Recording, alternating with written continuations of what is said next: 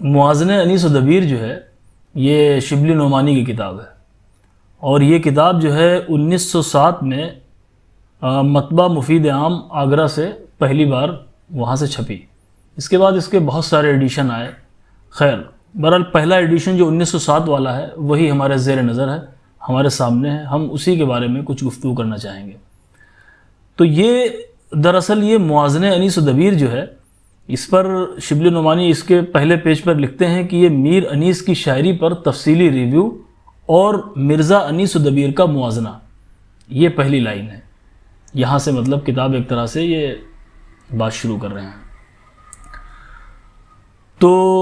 یہ کتاب، اس کی اہمیت سب سے زیادہ یہ ہے کہ اس سے پہلے جو ہے، ایک تو پہلی بات تو یہ ہے کہ یہ کتاب جو ہے وہ تنقید کے، جو اردو تنقید ہے، جو باضابطہ اردو تنقید کی جو شروعات ہے، اس میں یہ شاید مجھے لگتا ہے دوسری یا تیسری کتاب ہوگی۔ سب سے پہلے جو ہے وہ اگر ہم آب حیات کو مان لیں جو کہ مکمل طور پر تنقید نہیں ہے، پھر اس کے بعد اگر ہم باضابطہ تنقید دیکھیں تو مقدمہ شعر و شاعری ہے، جو غالباً 1893 میں منظر عام پر آئی، حال ہی کی کتاب ہے یہ۔ اس کے بعد جو ہے یہ موازنہ جو ہے وہ ایک اہم تنقیدی کتاب ہے۔ اس کے علاوہ جو ہے یہ موازنہ بھی ہے، یعنی تقابلی مطالعہ کیا ہے انہوں نے، جس میں میر انیس جو ہیں مرثیے کے ایک بڑے شاعر ہیں، انہی کے ساتھ مرزا دبیر جو ہیں، سلامت علی دبیر، وہ مرثیے کے ایک بڑے شاعر ہیں۔ تو دونوں جو بڑے شاعر مرثیوں کے ہیں، انہوں نے سامنے رکھ کر دونوں کا موازنہ کیا ہے۔ تو یہ کتاب جو ہے ایک طرح سے تنقید میں جو تقابلی تنقید ہے، یا یہ کہ جو موازنہ ہے، اس کی پہلی تنقید ہے یہ، جس میں عملی طور پر شعراء کے کلام سے نمونے پیش کیے گئے ہیں، اور دونوں کا آپس میں تقابل کیا گیا ہے، مقابلہ کیا گیا ہے۔ اب ہم اس کتاب کو کھولتے ہیں، اس کی فہرست کی طرف آتے ہیں، تو سب سے پہلے جو ہے اس کتاب کی تمہید ہے، جس میں شبلی نعمانی نے اس میں کچھ باتیں ذکر کی ہیں کہ اس کتاب کو انہوں نے کیوں لکھا ہے۔ اچھا، اس کے بعد جو ہے مرثیہ گوئی کی اجمالی تاریخ انہوں نے بیان کی ہے، بہت مختصر سی تاریخ ہے۔ سب سے پہلے جو ہے عرب کی مرثیہ گوئی پر انہوں نے گفتگو کی ہے، جو کہ بہت ہی مختصر ہے۔ اس میں صرف جو ہے انہوں نے 2 شعراء ہیں غالباً، ان کا ذکر کیا ہے۔ پہلے جو ہیں ایک خاتون شاعرہ ہیں خنسا، اور ایک جو ہیں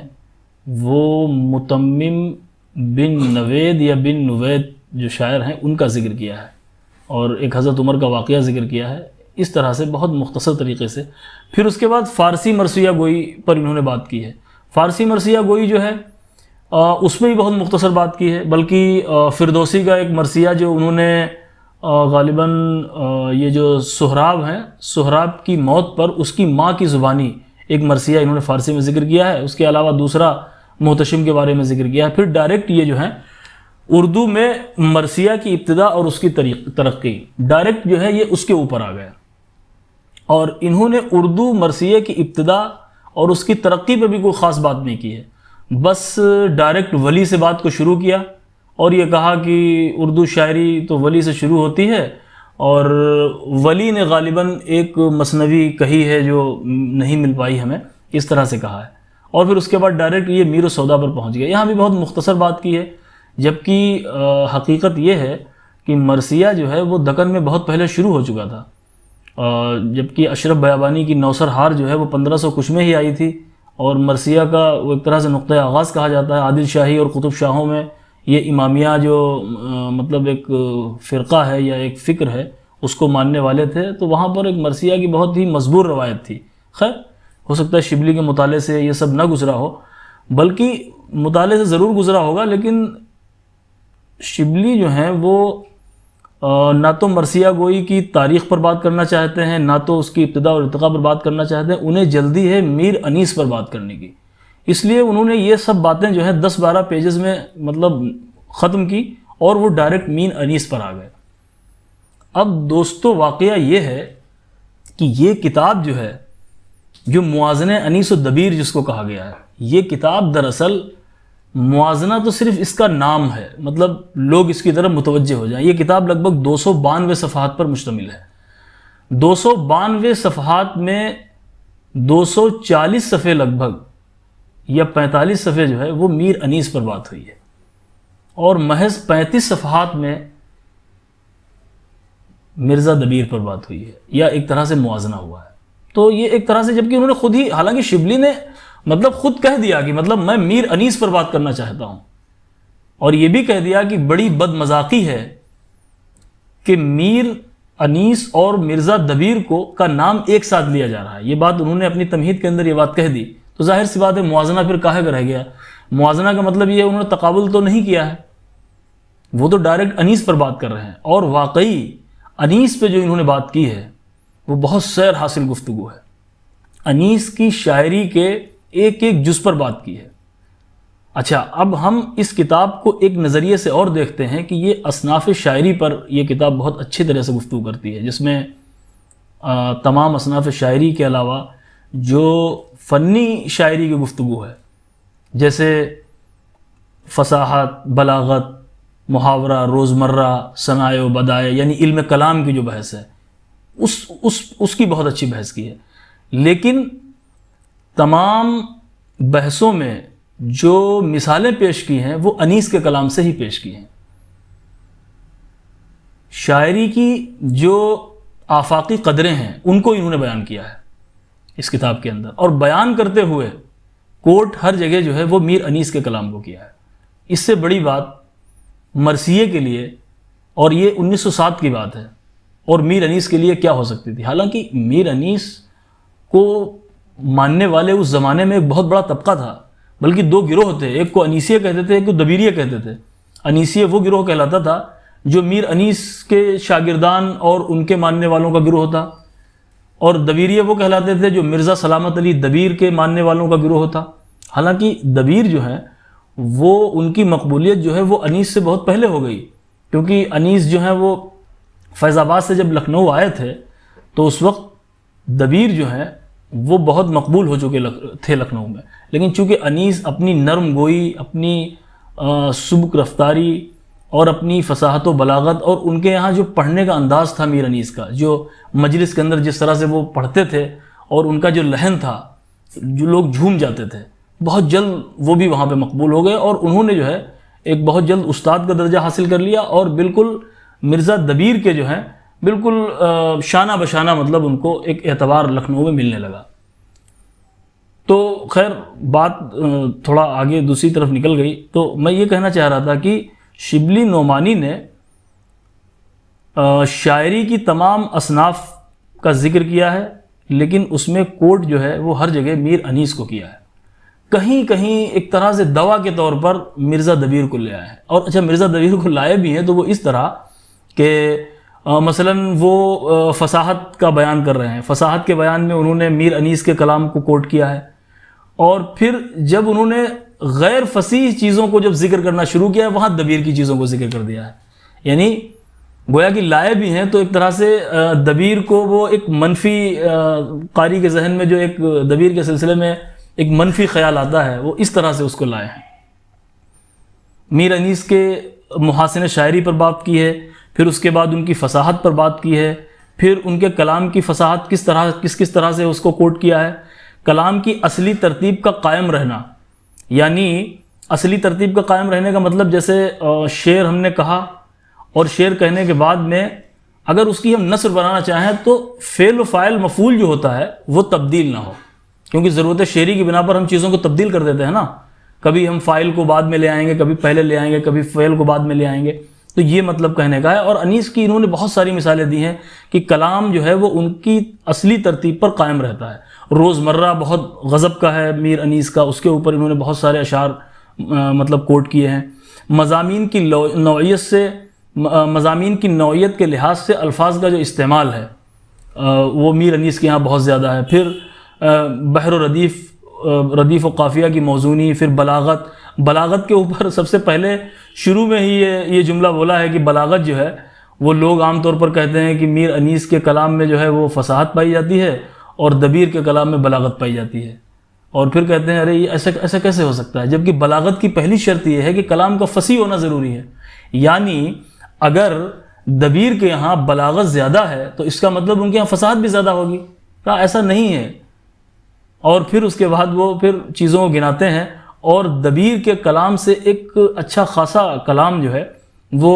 غیر بلیغ کلام جو ہے اس کا وہاں پر تذکرہ کرتے ہیں، اور یہ کہتے ہیں صرف میں نے تو بس سرسری 2-3 مرثیے دیکھے تھے اور اس میں ہمیں اتنی ساری مثالیں مل گئیں، اگر میں پورا دیکھتا تو کتنی مثالیں ملتی۔ خیر، پھر اس کے بعد جو ہے اسی طرح سے ثنایا بدایوں کا بیان ہے، استعارات و تشبیہات کا بیان ہے، اس کے تحت میر انیس کے بہت سارے اشعار کوٹ کیے گئے ہیں۔ پھر مناظر قدرت ہیں، صبح کا بیان ہے، گرمی کا سما ہے، منظر ہے، پھر اس سے مثالیں دی گئی ہیں، کئی طرح کی مثالیں، واقعہ نگاری ہے، پھر میر انیس کی واقعہ نگاری کی خصوصیات کا ذکر ہے، پھر اس کی مثالیں ہیں، پھر رزمیہ ہے، رزمیہ پر مطلب گفتگو کی ہے، بہت اچھی گفتگو کی ہے، اور بلکہ عربوں پر تھوڑی سی گفتگو کرنے کے بعد پرشین میں جب وہ آئے ہیں تو انہوں نے صرف فردوسی کے یہاں جو شاہ نامہ ہے اس کو ذکر کیا، پھر ڈائریکٹ وہ جو ہے وہ مرثیے پہ ہی آئے ہیں کہ رزمیہ کی اس سے بہتر مثال اردو میں نہیں مل سکتی۔ تو ایک طرح سے مطلب یہ جو کتاب ہے اس میں ایک یہ بھی بات ہے کہ مرثیے پر جو گفتگو ہوئی ہے، اس سے پہلے مرثیے پہ گفتگو تو ہوتی تھی تھوڑی موڑی، اور ایک طرح سے یہ مذہبی صنف سخن تھی، وہاں مجلسوں میں پڑھا جاتا تھا اس کو اور وہیں پہ اس کی گفتگو ہوتی تھی۔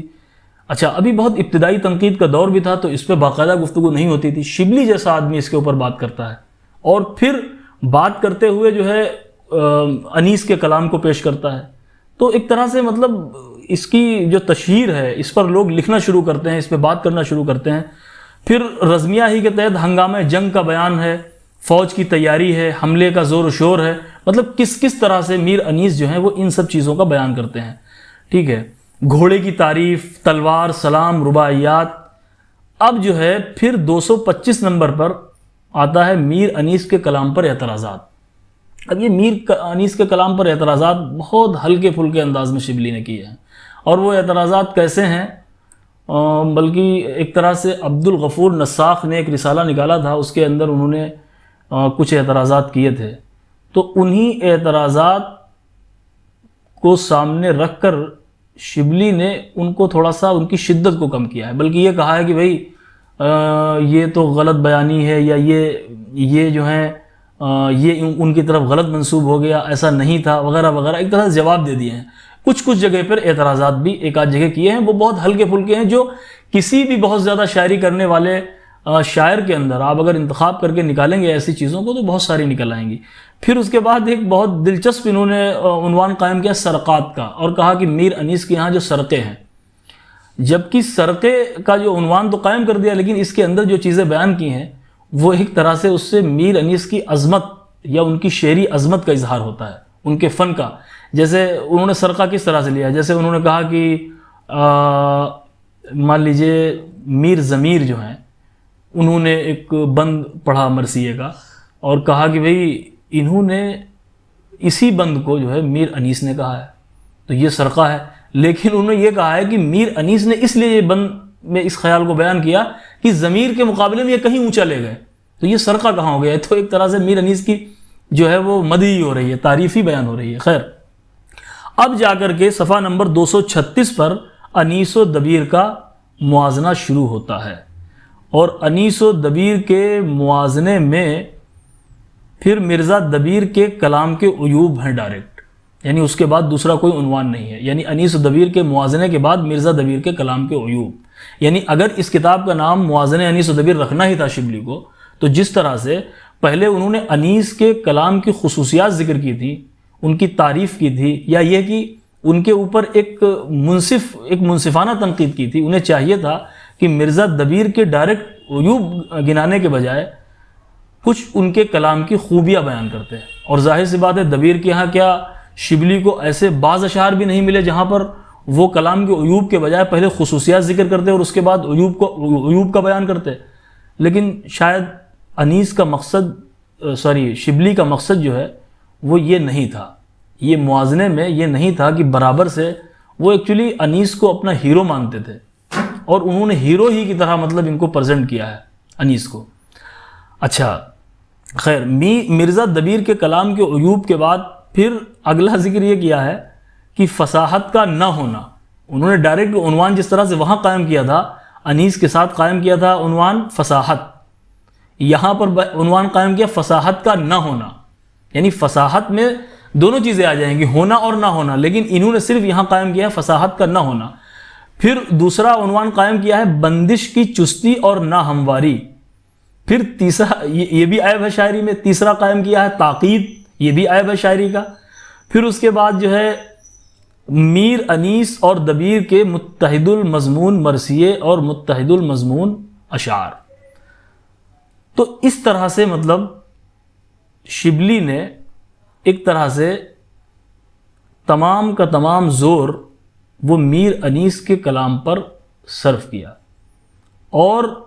یہ جو زور صرف کرنا ہے انہوں نے حالانکہ اس کا اعتراف بھی کیا، لیکن پتہ نہیں کیوں انہوں نے موازنہ اس کا نام رکھ دیا. اگر صرف جو ہے میر انیس کے کلام پہ ہی ریویو کرنا تھا تو اس کا نام موازنہ کیوں رکھا؟ کیونکہ موازنے سے ایک قسم کی غلط فہمی پیدا ہوتی ہے نا. اور وہ لکھنؤ میں اس وقت رائج ہو گئے، آگ کی طرح پھیلی بھائی صاحب. بہت تگڑے سے لوگوں نے مطلب جو انیس جو دبیر کے مخالف لوگ تھے انہوں نے اس کو ہاتھوں ہاتھ لیا اور جنگل میں آگ کی طرح پھیل گئی. اور لوگ کہنے لگے کہ دیکھیے بھائی ہمارے ہی شبلی جو ہے تاریخ کے آدمی ہے، کلام کے آدمی ہے، اور عربک شاعری اور فارسی شاعری بہت اچھی طریقے سے سمجھتے ہیں. بتائیے وہ جب اس طرح کی بات کر رہے ہیں، ہم بھی تو یہی کر رہے ہیں. تو ان کو ایک طرح سے شہ مل گئی. ہاں تو یہ صفحہ 243 پہ جو میر انیس اور مرزا دبیر کا جو موازنہ ہے اس سے میں آپ کو ایک دو چیزیں بتاتا ہوں کہ مطلب دیکھیے شبلی کی شدت دیکھیے ذرا. شبلی نے سب سے پہلے لکھا ہے کہ شاعری کس چیز کا نام ہے؟ کسی چیز کا، کسی واقعے کا، کسی حالت کا، کسی کیفیت کا اس طرح بیان کیا جائے کہ اس کی تصویر آنکھوں کے سامنے پھر جائے. پھر دریا کی روانی، جنگل کی ویرانی، باغ کی شادابی، سبزے کی لہک، پھولوں کی مہک وغیرہ وغیرہ، یہ سب خرافات بیان کرنے کے بعد کہتے ہیں کہ وہ سلاست، روانی، بندش میں چستی کے ساتھ بے تکلفی وغیرہ وغیرہ وغیرہ. ان تمام اوصاف میں سے کون سی چیز مرزا دبیر میں پائی جاتی ہے؟ پورا سب جتنی شاعری میں چیزیں پائی جاتی ہیں جس طرح سے پائی جا سکتی ہیں وہ سب بیان کر کے کہہ رہے ہیں کون سی چیز مرزا دبیر میں پائی جاتی ہے. پھر کہتے ہیں فصاحت ان کے کلام کو چھو بھی نہیں گئی. بندش میں تاقید اور اغلاق، تشبیہات اور استعارات اکثر دور اذکار، بلاغت نام کو نہیں. کسی چیز یا کسی کیفیت یا حالت کی تصویر کھینچنے سے وہ بالکل عاجز ہیں. کون؟ مرزا دبیر. خیال آفرینی اور مضمون بندی البتہ ہے لیکن اکثر جگہ اس کو سنبھال نہیں سکتے. یہ شبلی کی زبان کی مطلب جو ہے وہ آپ شدت ذرا ملاحظہ کریں. وہ کہتے ہیں نا کہ وہ میر انیس پہ خالی بات کر سکتے تھے، لیکن میر انیس ان کہتے ہیں ہیرو، اور ہیرو کو ہیرو تر بنانے کے لیے ضروری ہے کہ اس کے کوئی مقابل لایا جائے. اور بیچارہ غریب دبیر کو لے آئے اور انیس کو ہیرو تر بنا دیا اور دبیر کو جو ہے وہ ایک دم بالکل. بتائیے اس قدر شدت زبان میں دیکھیے. اچھا پھر آگے جو ہے وہ شبلی فرماتے ہیں کہ ہماری یہ غرض نہیں کہ ان کے کلام میں سرے سے یہ باتیں پائی ہی نہیں جاتی. وہ نہایت پرگو تھے، یعنی بہت زیادہ شاعری کرنے والے. ان کے اشعار کا شمار ہزاروں کیا لاکھوں تک ہے. اخیر میں وہ میر انیس کی تقلید بھی کرنے لگے تھے. اس بنا پر ان کے کلام میں جا بجا شاعری کے لوازم اور خاصے پائے جاتے ہیں. یعنی اگر ان کے کلام میں جا بجا شاعری کے لوازم پائے جا رہے ہیں تو وہ اس لیے کہ وہ میر انیس کی تقلید کرنے لگے تھے. اچھا پھر آگے کہتے ہیں کہ فصاحت، پھر آگے کہتے ہیں میر انیس کا عیب و ہنر تم دیکھ چکے. اب مرزا صاحب کے متعلق ہم ایک ایک چیز بتفصیل لکھتے ہیں. اب یہ بتفصیل کا مطلب یہ ہے کہ بچے ہوئے صرف 30 پیجز ہیں، یعنی موازنہ یہیں سے شروع ہے. اب فصاحت پھر اس کے بعد جو ہے فصاحت کے تحت جو مرزا کے کلام میں بقول مرزا دبیر کے کلام میں بقول شبلی نہیں پائی جاتی ہے، اب اس پر بات وہ کریں گے. تو اب وہ تفصیل کیا ہے ان 30 پیجز میں کیا ہو سکتی ہے، جس میں انیس کا بھی بہت سارا کلام ہے. تو اب انہوں نے جو ہے فصاحت کے تحت مرزا دبیر کے کچھ کلام کا مطلب حصہ پیش کیا ہے. مرزا صاحب لکھتے ہیں کہ مرزا صاحب اکثر ثقیل اور غریب الفاظ استعمال کرتے ہیں. مثلا مستدعی شق القمر آ کر ہوئے گمراہ، ہر کوہ کی آواز انت طور انت طور. پھر اس طرح سے مطلب جو ہے اس قسم کے سینکڑوں الفاظ ہیں، یا ان میں جو الفاظ استعمال ہیں جیسے ایک جگہ استعمال کیا ہے مستجمع، ایک جگہ استعمال کیا ہے کہ لبیک و صادق،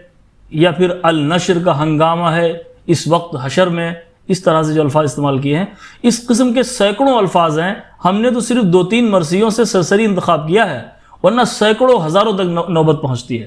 یہ الفاظ اگرچہ صحیح ہیں، عربی اور فارسی میں مستعمل ہیں، لیکن اردو نظم کی سلاست اور روانی ان کی متحمل نہیں ہو سکتی۔ پھر اس کے بعد جو ہے میر انیس کا کلام پیش کیا ہے اور کہا دیکھیے میر انیس نے انہی الفاظ کو جس استعمال کیا ہے تو بہت ہی عمدہ طریقے سے، جس میں روانی بھی ہے اور ایک طرح سے فصاحت بھی ہے، بلاغت بھی ہے، لیکن جب دبیر نے استعمال کیا ہے تو وہ ایک طرح سے اس کے اندر جو ہے وہ غرابت پائی جاتی ہے، تاکید پائی جاتی ہے وغیرہ وغیرہ۔ خیر اس چیز کو بیان کرتے کرتے کرتے کرتے وہ ایک آخر تک لے گئے ہیں، جس میں کہیں بھی انہوں نے اگر کہیں بھی تھوڑا سا پازیٹیو بات کی بھی ہے دبیر کے سلسلے میں تو یہ کہہ دیا کہ بھائی دیکھیے کیا غضب کی بات کہی ہے، لیکن ارے واہ یہ تو پہلے مصرے میں غضب کی بات تھی، دوسرا مصرے ہی خراب ہو گیا۔ پھر کہتے ہیں ارے میر انیس نے دیکھو، دبیر نے دیکھو 3 مصرے بڑے اچھے کہے اور اس کے بعد پھر بات جو ہے وہ خراب کر دی۔ تو اس طرح سے کہہ کے وہ دبیر کو ایک طرح سے، اب جو ہے بات یہ ہے کہ جب یہ کتاب منظر عام پر آئی تو ظاہر سی بات ہے ہنگامہ تو ہونا ہی تھا، کیونکہ ایک بڑا طبقہ جو ہے مطلب مرزا سلامت علی دبیر جو ہیں وہ ان کو ماننے والوں میں تھا، جن کو دبیریے ہم کہتے ہیں۔ تو ایک بہت بڑا ہنگامہ ہو گیا، جبکہ میر انیس کے جو ماننے والے تھے ان میں سے بھی جو تھوڑا سا منصف مزاج لوگ تھے انہوں نے بھی بہت مطلب اعتراضات کیے، اور یہ جیسے ہی 1907 میں منظر عام پر یہ کتاب آتی ہے اور 1907 یا 8 میں ہی ایک باقاعدہ کتاب رد الموازنہ کے نام سے منظر عام پر آ جاتی ہے، اور وہ کتاب جو ہے وہ ایک طرح سے مطلب تھوڑا سخت ہے، اور اس میں شبلی پر تھوڑا ذاتی طرح سے بھی انہوں نے گفتگو کر دی ہے، کہیں کہیں مطلب انہوں نے یہ مولوی صاحب کہہ دیا ہے۔ مولوی صاحب کہنا غلط نہیں ہے شبلی کو، لیکن انہوں نے بڑا حقارت سے آگے پیچھے سیاق و سباق سے اندازہ لگتا ہے تھوڑا ذاتیات پر اتر آئے ہیں۔ اور پھر انہوں نے دوسرا کام یہ کیا ہے کہ شبلی کی ہی جو کتاب میں جو شبلی نے اپنے موازنے میں جو عبارت نقل کی تھی ان کی عبارت سے جو ہے غلطیاں نکالنے لگے۔ دیکھیے شبلی نے اس کو پیادہ پڑھا لکھا، جبکہ یہ ایسے ہے، ہا کے ساتھ نہیں الف کے ساتھ ہے، یا الف کے ساتھ نہیں ہا کے ساتھ ہے، مطلب اس طرح کی بات انہوں نے کرنی شروع کر دی۔ اور انہوں نے ایک طرح سے ایک پہلے ذکر کرتے ہیں وہ شبلی کا اعتراض، اور پھر اس کے بعد رد الموازنہ کہہ کے اس کا جواب دیتے ہیں، اور انہوں نے ہر جگہ پر یہ ثابت کیا ہے کہ شبلی نے نہایت کمزور اشعار دبیر کے پیش کیے، بلکہ بعض جگہ پر انہوں نے یہ کہا ہے، بعض جگہوں پر کہ یہ جو مرزا سلامت علی دبیر کا جو کلام ہے وہ بہت کم عمری کا کلام ہے، بہت ہی ابتدائے مشق جو کلام ہوتا ہے وہ والا کلام ہے۔ یا یہ کہ انہوں نے یہ بھی کہا ہے کہ بہت سے ایسے مطلب مرثیے ہیں، جو بہت سے ایسے اشعار ہیں جو شبلی نے پیش کیے ہیں، وہ اشعار جو ہیں وہ غیر مطبوعہ ہیں، یعنی ابھی جو ہے مصنف کی یا شاعر کی آخری قلم چلنی اس پر باقی تھی، اور اس سے پہلے ہی شبلی نے کسی سے سن لیے، یا یہ کہ ابھی وہ طبع نہیں ہوئے تھے اور وہ جو تھے شبلی نے ان کو کوٹ کر دیے، یا یہ کہ سینہ بسینہ منتقل ہوتے چلے آئے تھے اور ان کے اندر تصحیح وغیرہ کا جو کلام تھا وہ الگ رکھا ہوا تھا اور وہ شبلی نے کوٹ کر دیا۔ ٹھیک ہے، تو اس طرح سے پہلے شبلی کا اعتراض نقل کیا جاتا ہے، اس کے بعد جواب دیا جاتا ہے۔ ٹھیک ہے، صاحب کتاب نے موازنے میں پیش کردہ مرزا دبیر کے تمام اعتراضات کا جواب دیا ہے، بلکہ ایک طرح سے شبلی کی ذاتیات پر حملہ آور بھی ہوئے ہیں، ان کو کم علم، شاعری سے انجان، متعصب اور اہل بیت کے غم کو نہ سمجھنے والا انسان کہا ہے۔ اچھا، یہ تھوڑا سا ذاتیات پر چیزیں ہو گئی ہیں، اس لیے یہ مطلب ایک صحت مند تنقید ہم اس کو نہیں کہہ سکتے ہیں، لیکن اس کے کچھ دنوں کے بعد ایک کتاب المیزان نام کی کتاب آتی ہے، چودھری نذیر الحسن غالباً اس کے مصنف ہیں، کتاب آتی ہے المیزان نام کی 1914 کے اندر۔ یہ کتاب جو ہے بہت ضخیم کتاب ہے، اور صحیح معنوں میں شبلی نے اس کتاب کی خود تعریف کی ہے۔ میں ایک شبلی کا ایک خط ہے، میں نے اس کا فوٹو کھینچا تھا، ایک جگہ سے مجھے ملا تھا ایک جگہ، تو میں اس میں پڑھ کے سناتا ہوں کہ شبلی نے اعتراف کیا ہے۔ شبلی کہتے ہیں کہ آپ نے، یہ نذیر الحسن فوق کو لکھتے ہیں جن کی کتاب المیزان ہے جو تقریباً 650 صفحات پر مشتمل ہے، شبلی لکھتے ہیں کہ آپ نے نہایت متانت اور سنجیدگی سے کتاب کا جواب لکھا ہے جو اس زمانے میں نہایت غنیمت ہے۔ آج مجھ کو موازنے کی قدر ہوئی کیونکہ اس بہانے اردو میں ایک اچھی کتاب کا اضافہ اور ایک باکمال، بریکٹ میں لکھتے ہیں، ایک باکمال دبیر کے جوہر اچھی طرح کھلے۔ آپ کی عنایت کا مشکور اور طرز تحریر کر رہا ہوں. یہ شبلی نے مطلب اعتراف کیا ہے اس کتاب کا. یہ اتنی اہم کتاب ہے، بلکہ اس زمانے کے اور اس کے بعد کے تمام زمانے کے لوگوں نے المیزان کو بہت سراہا ہے، کیونکہ اس کے اندر جو ہے بہت ہی منصفانہ طریقے سے شبلی کے اعتراضات کے جواب دیے گئے ہیں. اس کتاب کے مصنف نے اپنی بالکل شروع میں ہی مقدمے کے اندر یہ منشا ظاہر کر دی کہ وہ موازنے کا لفظ بلفظ جو ہے وہ جواب تحریر کرنے جا رہے ہیں، اور انہوں نے 1 2 3 4 کہہ کر کے باقاعدہ جواب تحریر کیے ہیں. اچھا، اس کتاب کے مصنف نے بالکل الٹا کیا ہے، یعنی انیس کے کمزور اشعار پیش کیے ہیں. پہلے تو پبلک سے معافی مانگی کہ میں جو ہوں میر انیس، کیونکہ میر انیس کے ساتھ ایک مذہبی اعتقاد ایک بڑے طبقے کا جڑا ہوا ہے، اس لیے انہوں نے جو ہے پہلے تو معافی مانگی کہ بھائی میں میر انیس کے کمزور اشعار پیش کر رہا ہوں، اور مرزا دبیر کے مضبوط اشعار اس کے مقابلے میں پیش کیے، یعنی جیسا شبلی نے کیا تھا اس کے بالکل برعکس کیا، تاکہ جو ہے وہ دبیر وہ دکھا سکے لوگوں کو کہ وہ خامیاں جو دبیر کے یہاں تھیں وہ انیس میں بھی پائی جاتی ہیں، اور وہ خوبیاں جو انیس کے یہاں تھیں وہ دبیر کے یہاں بھی ہیں. اس سے یہ بات ثابت ہو گئی کہ شبلی نے موازنے میں انصاف سے کام نہیں لیا، بلکہ جان بوجھ کر دبیر کو کم درجے کا مرثیہ گو بنا کر پیش کیا. اچھا، شبلی کے موازنے سے فائدے بھی کئی ہوئے. شبلی کے موازنے سے مطلب پہلا تو فائدہ یہ ہوا کہ بہت سنجیدگی سے مرثیہ پر بات ہوئی. پہلے بات اس طرح سے تحریر میں باقاعدہ رسائل وغیرہ میں یا چھوٹی موٹی مطلب محفلوں میں ہوتی تھی، لیکن باقاعدہ تحریر، جو کہ شبلی بہت مشہور آدمی تھے اس وقت کے، اور انہوں نے بات کی تو اس کو ذرا سنجیدگی سے لیا گیا مرثیے کو، اور پھر اس کی وجہ سے لوگ جو تھے وہ لکھنے لگے. چاہے وہ شبلی کے جواب میں ہی لوگوں نے لکھا، کچھ لوگوں نے شبلی کی حمایت میں لکھا، کچھ لوگوں نے شبلی کے خلاف لکھا، لیکن دونوں طرح سے بات تو انیس و دبیر پہ ہوئی، اور دونوں طرح سے بات تو صنف مرثیہ پہ ہوئی. تو اس طرح سے صنف مرثیہ کو وہ ایک طرح سے تحریر میں آنے کا، اس کی تنقید کو ایک طرح سے آنے کا بہت زیادہ موقع ملا. اچھا، بہت زیادہ لوگ بات کرنے لگے، کیونکہ یہ وہ زمانہ ہے جہاں پر غزل کے علاوہ دوسری کسی اصناف کو جو ہے لائق تنقید یا لائق توجہ وغیرہ نہیں سمجھا جاتا تھا، صرف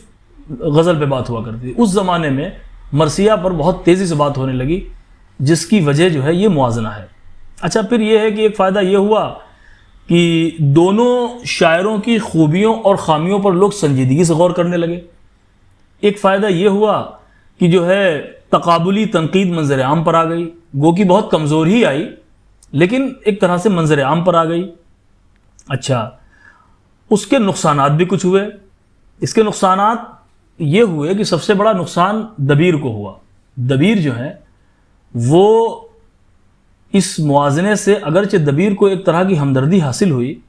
جیسے کہ آپ میرے بیان میں ایک طرح کی ہمدردی محسوس کر رہے ہیں، یہ بھی مطلب اس شبلی کی کتاب پڑھ کے ہی ہمدردی محسوس، ورنہ مجھے نہ تو میرا کوئی دبیر سے کوئی بہت خاص تعلق ہے، نہ انیس سے کوئی تعلق ہے، لیکن جب میں شبلی کی کتاب پڑھتا ہوں پوری کی پوری، تو اس میں مطلب ہمیں ایک طرح سے دبیر سے ہمدردی حاصل ہو جاتی ہے، اور پھر میرے اندر تجسس پیدا ہوتا ہے کہ ہم رد الموازنہ اور المیزان کو بھی پڑھیں، تاکہ ہمارے سامنے ایک صحیح ایک صحیح شکل جو ہے وہ دبیر کی نکل کر کے سامنے آئے. تو ایک طرح سے ہمدردی حاصل ہوئی دبیر کو. اچھا، پھر دوسرا اس کا نقصان یہ ہوا کہ جو غیر منصف انیسیے تھے ان کو ایک موقع مل گیا دبیر پر تنقید کرنے کا، اور انہوں نے موازنے کی خوب تشہیر کی تاکہ جو ہے وہ ان کی باتیں جو ہے وہ درست طریقے سے سامنے آئیں. اچھا، دوسرا یہ ہے کہ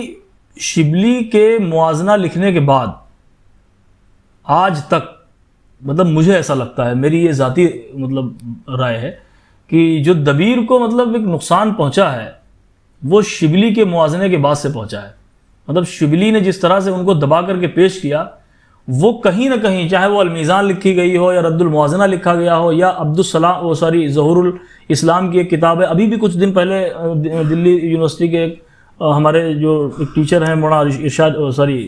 ڈاکٹر ارشاد نیازی صاحب، ان کی ایک کتاب آئی ہے غرضے کی موازنہ جب سے وجود میں آیا 1907 میں، اس کے بعد سے لے کر آج تک کچھ باضابطہ کتابیں آئیں، اور اکثر مضامین تاریخ کی کتابیں اور خاص طور پر حیات دبیر یا حیات انیس نام کی جو کتابیں ہیں، یا پھر انیس اور دبیر کے مرثیوں پر جب بات ہوئی ہے تو ایک طرح سے موازنے کو سامنے رکھا گیا ہے اور اپنی رائے ہر ایک نے موازنے کے سلسلے میں دی ہے۔ 3 طرح کی رائیں بنتی ہیں۔ پہلی رائے تو یہ ہے کہ لوگوں نے شبلی کو سراہا ہے اور یہ کہا ہے کہ بھائی بہت ہی اچھی بات ہے، اور ایک طرح سے موازنے کی سٹارٹنگ ہوئی، گو کہ مطلب موازنہ جو ہے بہت اچھے سے نہیں ہو سکا۔ دوسرا طبقہ یہ کہتا ہے کہ بھائی بہت غلط ہوا کہ شبلی نے مطلب ایک طرفہ مطلب گفتگو کی۔ تیسرا طبقہ جو ہے وہ شبلی کی بہت زیادہ مخالفت کرتا ہے اور ان کے خلاف مطلب تھوڑا سا گالی گلوچ کرتا ہے، اور پھر اس کے بعد جو ہے وہ کہتا ہے کہ انہیں کیا ضرورت تھی مرثیے پہ بات کرنے کی۔ میر انیس جیسے، میر دبیر جیسے جو ہے متقی اور پرہیزگار کو سوقیانہ اور ابتذال جیسی ترکیبوں کو کے جیسے لفظ جو ہیں وہ استعمال کرنا اتنے پاک اور متقی بزرگ آدمی کے لیے کسی قدر درست نہیں ہے۔ تو اس طرح کی باتیں ہوئیں۔ اچھا، دوسرا یہ ہے کہ اس کا ایک نقصان جو ہے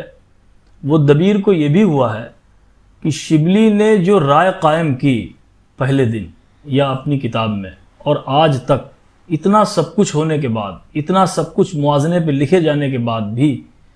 آج بھی انیس کو جو دبیر پر فوقیت حاصل ہے وہ مجھے لگتا ہے کہ وہ اسی موازنے کی وجہ سے ہے۔ شبلی نے جو ایک رائے قائم کر دی، ہمارے اردو میں تو ویسے ہی رائے قائم کر دی جاتی ہیں اور رائے قائم کرنے کے بعد وہ ایک زمانے تک چلتی ہیں۔ جرات لکھنوی کے بارے میں ایک بار میر تقی میر نے کہہ دیا تھا وہ شاعری کیا، وہ تو چما چاٹی کرتا ہے۔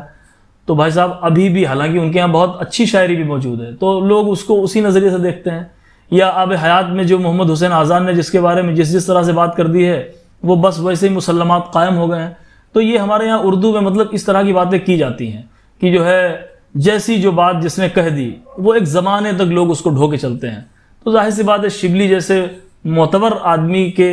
موازنے میں دبیر کو ہلکا ایک طرح سے پیش کرنے کے بعد